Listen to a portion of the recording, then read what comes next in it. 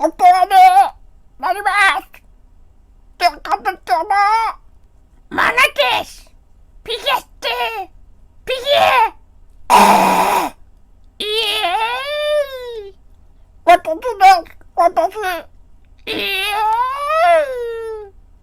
ーイイエーイ工場現場の騒音がうるさくてたまりません。窓を閉めていても響いてきます。あまりにもうるさすぎて気がおかしくなりそうです。気が狂う一歩手前の状態でなんとか理性を保ち、ひたすら涙を流し耐えております。涙ぐんでおります。ぐむぐむぐむぐむ涙ぐむ。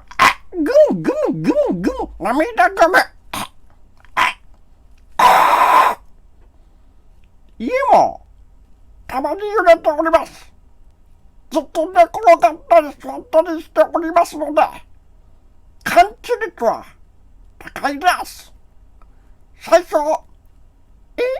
何これよなって思ってビビっていたのですが、もう慣れてしまいました。また揺れたのって感じで何とも思わなくなりました。あまりにもうるさすぎて、日課のゲームとアニメに集中することができません。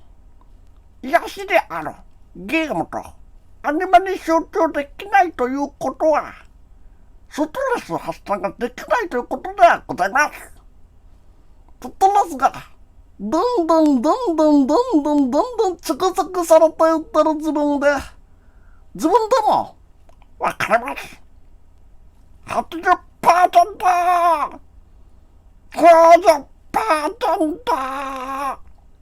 91、92、93、94、95、96、97、98、99、100%! もう限界突破しそうですね。限界突破マックス限界突破でございます。おめでとうございます。何卒よろしくお願い申し上げます。私はゲームをプレイしながらアニメを見るのが好きなのですが、両方見るのはとても集中力がいるのです。研ぎ澄まされた感性、静かな足音さえ響かない洗練された空間じゃないと、二つを同時にこなすなんてかなり難しいことなのです。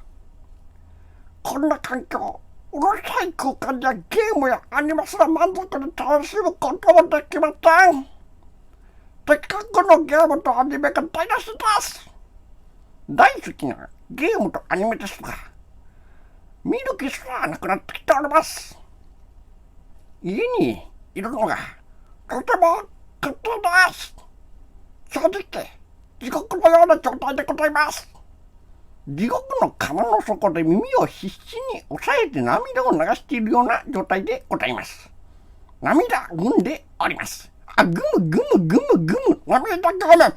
ぐむぐむぐむぐむ涙ぐむ。よっしゃー。本来癒しの空間であるはずの家がとても癒しの空間じゃございません。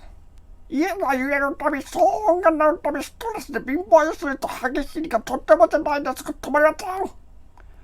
全身の筋肉と顎の筋肉がどうにかなりそうです。骨隆起もとても気になりますしね。けどマウスピースを買う金すらございません。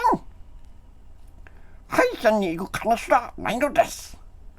自分の欲しいものを買う金すらございません。なので今は一刻も早く就活しなければならない状態でございます。そして就活した後、本気で引っ越したいものです。憧れの一人暮らしを本気でしたいものです。焦がれて憧れて夢にまで見た一人暮らし、必ずや就活した暁には夢を叶えると明日の勇気に誓う日々でございます。はぁ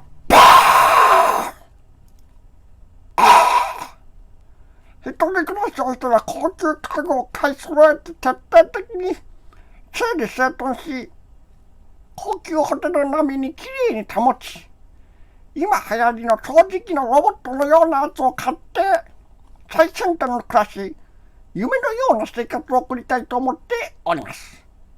そしてペットショップに行ってお目当てのアメリカンショートヘアの猫を速攻手に入れて買います。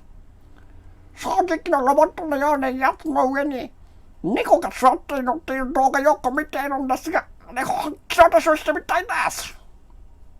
それで枯渇している女性たちに私の愛するペットである猫ちゃんを見せびらかしたいですね。そう考えたらマジで早く引っ越して夢の憧れの一人暮らしを本気でしたいものでございます。未来はとても明るい限りでございます。夢広がります。私の秘めたる気持ちでございます。秘めたる秘めたる何とぞよろしくお願い申し上げます。できるねいただきます。